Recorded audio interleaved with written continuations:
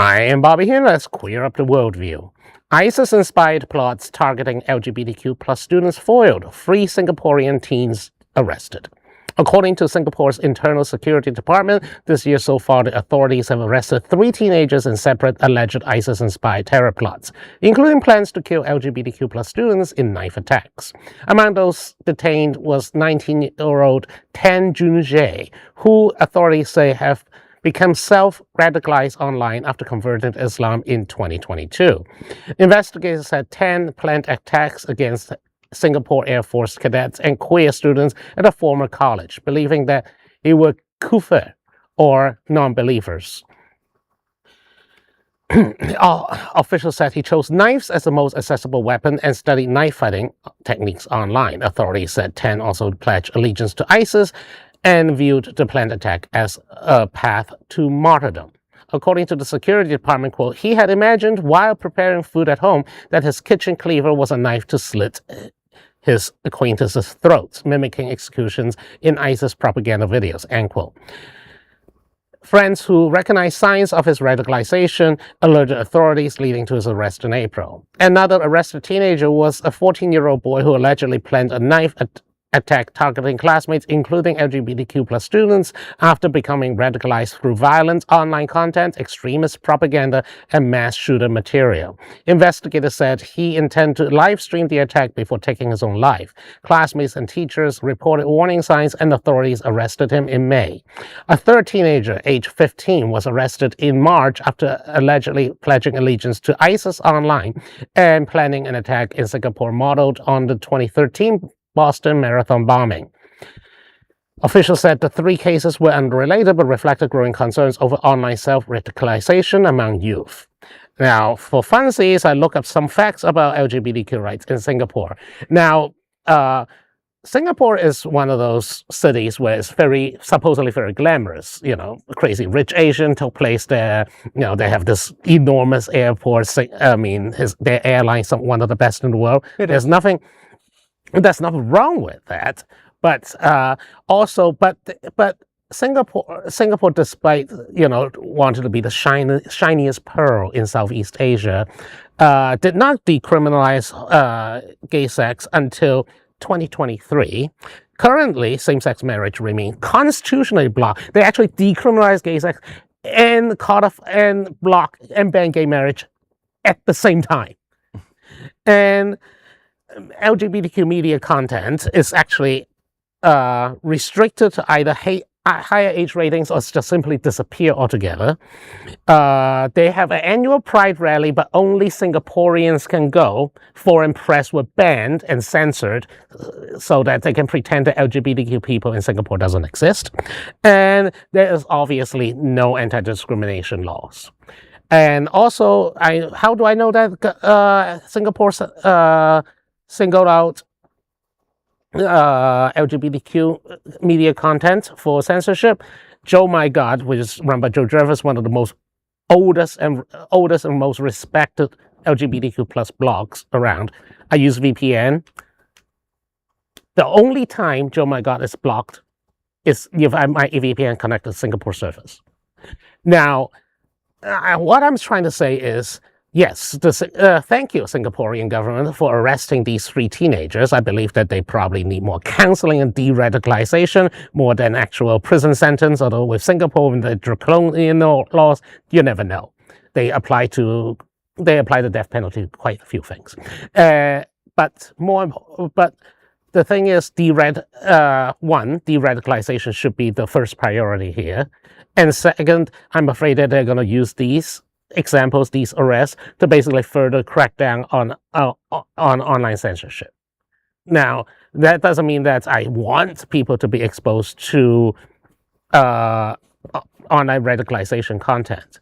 But when you restrict LGBTQ expression in public, when the government endorsed the erasure and censorship of LGBTQ content, guess what? These kids are going to look at LGBTQ people as easy victims. I hear you, Bobby, but there's also something to remember with online ISIL and the radical extremist groups out there. Because a friend of mine, back when I lived in D.C., he was a government contractor that literally studied what these guys were putting up online to recruit. They recruit teenagers specifically for the same reason militaries like teenagers. They're very easy to get emotionally driven to your cause. They're very malleable, and that's a tragic thing that you're seeing here. But also, like, they're very good at avoiding any government censures, and they're getting around that and they will get their message out. I will say the most interesting fact of this entire report was the fact that the government was able to take all 3 of them alive. Something that I don't see the United States government doing enough when we have suspects of potential or have committed major violence. So that's one good thing I'll say. So they can be questioned and we can learn more about what happened. Notice that they also did not publish the names of the teenagers. Americans would have. No, we don't publish minors when they're... Well, one is 19, so he's not a minor. That's different. And secondly, their radicalization, while, yes, we have pointed out in the story that LGBTQ was part of it, but I mean, you're talking a mass shooting, and he said classmates, including LGBT people. So I want to stress that, yes, I think, mental health, but you're correct. I mean, we see radicalization of minors and teenagers most frequently, both not only outside, but with our own government. I mean, we recruit people. We used to have the draft card, and these, these types of things. And most of the people are 15, 16, 17 years old when they start being recruited, because they are malleable and they are trying to figure out their way in the world. I think it's disturbing to see someone who's 14 years old being radicalized by hate and mass shooting. My question is how do you stumble upon it? Yes, we need to limit access to stuff like that for sure. Where were the parents? There's so many questions. There's so many questions. For a group to be as successful as ISIL over the last 15 years is because of very specific international affairs that multiple governments are doing. But to be very clear, the United States government has done a lot to help propel this. They didn't mean to, but our actions in the Middle East, what we do in Muslim countries around the world, is why you get all this violent rhetoric and so many people willing to consider what to join things like ISIL. Could they see one country can do whatever it wants to Muslims? And young Muslims is well, we should fight back or something. Right. It's a very easy to go with them. We could do smart things not start wars with Iran, not decide to go and destabilize other Middle East nations. But we continue to do this. But the question is what 14-year-old do you know goes, one day I want to go find out about mass shootings and become one? There's always a cause and effect, right? Yeah. There's always a reason why this child went looking for this information. Yeah, it wasn't like somebody... They might not have gone looking for it. These guys are very good at getting their stuff out onto certain forums. They know to target young people. I mean, look at the guy that shot up Pulse. He pledged to ISIL as well. He was...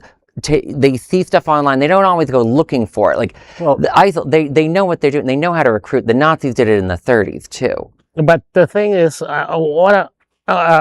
well, first of all, the Pulse shooter was a grown-ass man. I think he was in his 30s, or at least late 20s. He was still he still was exposed. And also, I believe that his father was his entire family was from Afghanistan or Iraq. I don't remember, but it was so there are some entryway through, entryway. I don't know where the 14 or 15-year-old, but I'm guessing that they find gateways through probably.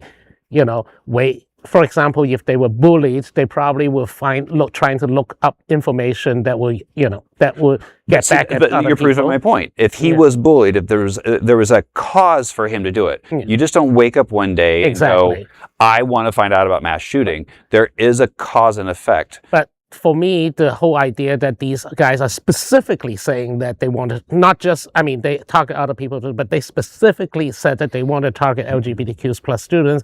I believe the cause is that Singapore, the government, refused to acknowledge They said classmates including. It wasn't specifically LGBTQ people. And in the report, it says classmates and. So I want to say that, it's bad regardless. I want to know why. I want to know why. That's a very fair thing. The last thing I'll say on this is that my suspicion is that these kids either saw it on Telegram, or I would not even be surprised if it comes out that someone actually slid into their DMs and started this rhetoric with them. And that is an important thing to think about. There is no other queer nonprofit media platform like this in the entire world. Support our LGBTQ stories by sharing them and subscribing to Queer News Tonight.